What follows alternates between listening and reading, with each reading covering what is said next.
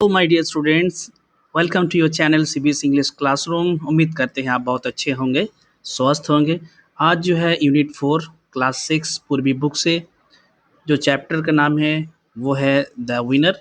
और the winner जो है एक यहाँ पर बहुत ही ब्यूटीफुल एक पोएम है। चलिए पोएम को समझते हैं। चैनल में नए हैं तो ज़रूर सब्सक्राइब कर लीजिएगा, एकदम बिल्कुल नहीं भूलिएगा। लाइक कीजिए, कमेंट करना चाहते हैं, इस पोएम से रिलेटेड कुछ क्वेश्चन पूछना चाहते हैं, ज़रूर कमेंट सेक्शन में आप पूछिए। और इस वीडियो के एंड में जो है आपको जो क्लास 6 के आपके प्लेलिस्ट है ना, वो इसमें ऐड कर देंगे। ज़रूर उस पे एक बार चेक कर लेंगे। ओके, चलिए शुरू करते हैं और समझते हैं इस लेसन में। पोएम को शुरू करने से पहले ही एक्टिविटी चालू हो जाता है।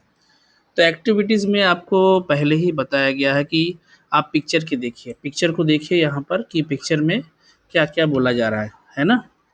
यहाँ पर पहला क्वेश्चन पूछा है, इस जगह में देखिए, पिक्चर देख में, what are these children doing? मतलब ये बच्चा क्या कर रहे हैं? यहाँ पर आप देखिए क्या कर रहे हैं बच्चे लोग। वो लोग जो है खेल रहे हैं, of course they are playing, है ना। आप यहाँ बोल सकते हैं कि the children are playing in the park, है ना। और जो है पार्क में खेल रहे हैं। तो ये आप लिख सकते हैं इसमें, the children are playing in the park. Clear. उसके बाद जो है सेकंड वाला देखिए आप, where do you think they are? आपको कैसा लगता है, मतलब कहाँ ये लोग हैं, कहाँ खेल रहे हैं? या आप देखिए घास है, ये है। ऑफ कोर्स आप बता सकते हैं they are in a park और ए गार्डन, है ना। आप यहाँ पर लिख सकते हैं they are in A park और इन ए गार्डन, है ना। या तो पार्क में है या तो गार्डन में है।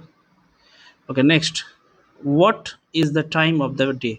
देखिए यहाँ पर ना कुछ शैडो दिख रहा है, इधर इधर इधर, तो ऑफ कोर्स ये इवनिंग का टाइम हो सकता है। इट लुक्स लाइक इवनिंग, है ना। आप यहाँ पर बोल सकते हैं it looks like evening. Clear.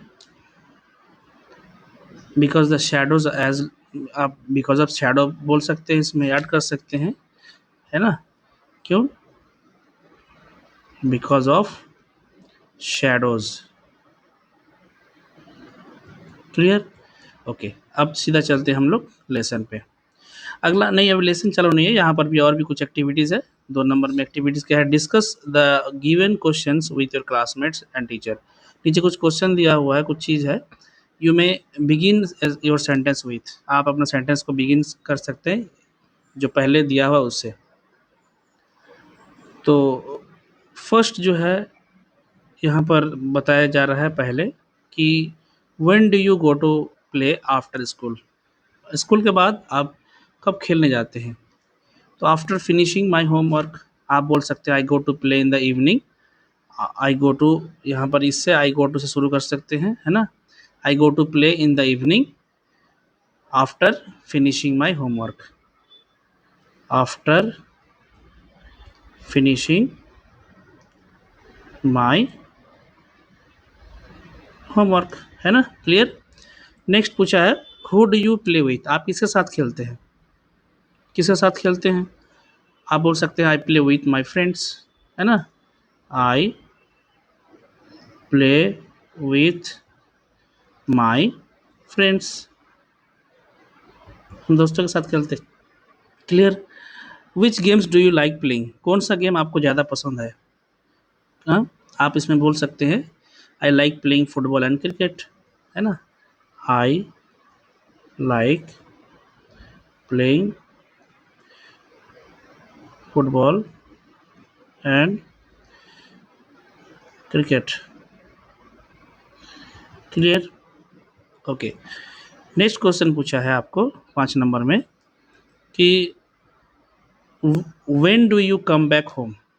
आप खेलने जाते हैं तो आप फिर लौट के आते हैं ना, तो आप बोल सकते हैं कि I come back home at 6 o'clock। I come back home at 6 o'clock। या तो फिर जब भी डार्क होता है, gets dark, when it gets dark, evening अब हो जाता है, रात होने लगती है, तो हम लोग घर वापस आ जाते हैं। आ गया क्लियर समझ में? Okay, very nice. अब हम लोग जो है इसको सीधा पोएम को डिस्कस करेंगे। क्लियर? तो यहाँ पर देखिए पोएम शुरू होता है, और पोएम को एक बार पहले रिसाइट कर लेते हैं, है ना? फिर जो है इसको ये करेंगे। Evenings we play ball next to the creek in our neighbours field, we run so fast I can't even catch my breath. When blue dark turns to black, cold grass aches our feet, trees creep close, games over, night wins। और इस poem को लिखा है इनके द्वारा, ये नाम है देखिए जॉर्जिया हार्ट के द्वारा। क्लियर? चले अब जो है इस पोएम को हम एक्सप्लेन करेंगे, आप समझने की कोशिश कीजिए। इवनिंग्स, फर्स्ट जो है वर्ड देखिए, फर्स्ट वर्ड मतलब एक सेंटेंस, एक वर्ड है, मतलब ये मत बोलिए कि एक वर्ड ही है खाली। इवनिंग्स मतलब ये इवनिंग का टाइम है ना? मतलब शाम का वक्त है, जो मतलब जो है ये आप देख रहे हैं। और वी प्ले बॉल, बॉल हाथ पे लिया हुआ है और बोलते हैं हम लोग बॉल खेलते हैं। नेक्स्ट टू द क्रीक, एक क्रीक वर्ड आया है। नेक्स्ट टू द क्रीक का मतलब होता है यहाँ पर, क्रीक का मतलब आप बोल सकते हैं स्ट्रीम, ठीक है, जिसको धारा बोलते हैं ना। ये देखिए, ये जो है ना पानी यहाँ पर दिखाई दे रहा है आपको, हाँ, ये तो यही है स्ट्रीम। तो the children are playing near a small stream और वाटर बॉडी, आप बोल सकते हैं। और इससे ये पोएट बताना चाहता है कि एक नेचुरल सेटिंग है, जो प्लेइंग का जो एरिया है ना, उसमें एक बहुत अच्छा एक सुकून भरा जगह है। तो वो लोग कहाँ खेलते हैं? नेक्स्ट टू द क्रीक, मतलब समझ में आ गया। The children are playing near a small stream, है ना, एक छोटे से जो पानी का धारा है उसी के पास में वो लोग खेल रहे हैं। समझ में आ गया आप लोगों को? Very good. अब आगे पढ़ते हैं। वी रैन सो फास्ट, हम लोग बहुत जोर से दौड़ रहे थे, है ना?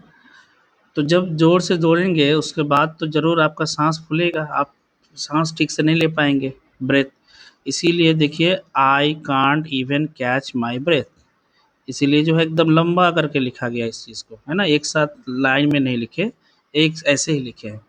तो I can't even catch my breath, अगर इस चीज़ को समझेंगे तो the child is running very fast, ये लोग जो है क्या कर रहे थे, बहुत तेज़ी से दौड़ रहे थे, और they are not able to catch the breath, so it shows excitement. ये क्या दिखाता है? इससे एक्साइटमेंट दिखाता है, एंड एनर्जी ड्यूरिंग प्ले, खेलने के टाइम में एक ये चीज़ दिखाता है ना। हम लोग जब खेलते हैं तो बहुत ज़्यादा एक्साइटमेंट होते हैं, खेलते हैं, है ना, हंसते हैं, मुस्कुराते हैं, दौड़ते हैं बहुत ज़ोर से, पसीना निकल जाता है, लेकिन फिर भी उसमें उस गेम को उसको एंजॉय करते हैं। तो that is the thing, the poet इसी चीज़ को समझाना चाह रहा है। क्लियर? समझ में आ रहा है? Very nice. When blue dark turns to black, blue dark मतलब यहाँ पर जो है आप बोल सकते हैं स्काई, है ना, स्काई का कलर ब्लू।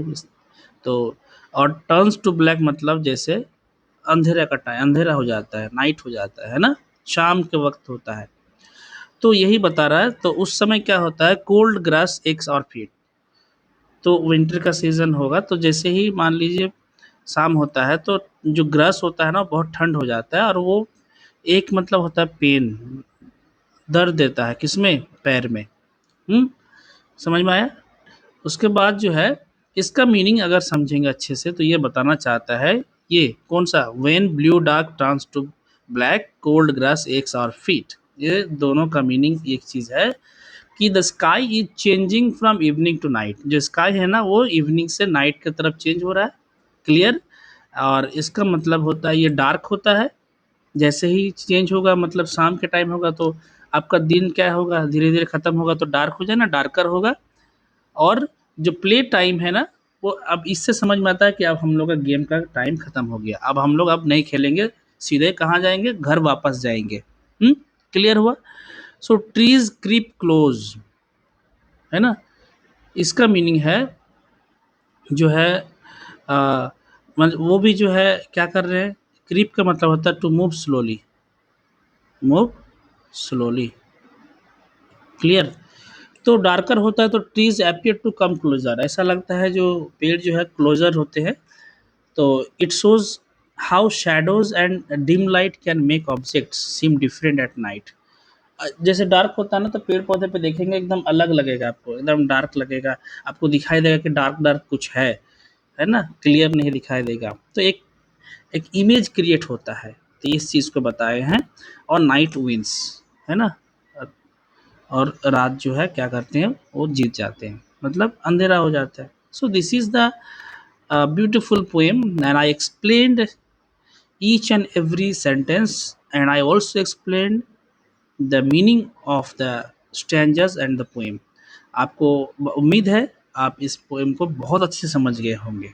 ओके बच्चों, आप अगर इस चैनल पे नए हो तो आप ज़रूर इस चैनल को सब्सक्राइब कर लीजिए, और जो है आप बेल बटन जो है उसको प्रेस कर दिए, ताकि जब भी नया वीडियो अपलोड हो तो आपके पास सबसे पहले नोटिफिकेशन पहुंचे। और इस वीडियो को लाइक कीजिए और अपने क्लासमेट के साथ ज़रूर शेयर कीजिए। अपना ख्याल रखिए, है ना, take care of your health, take care of your self. Thank you so much once again.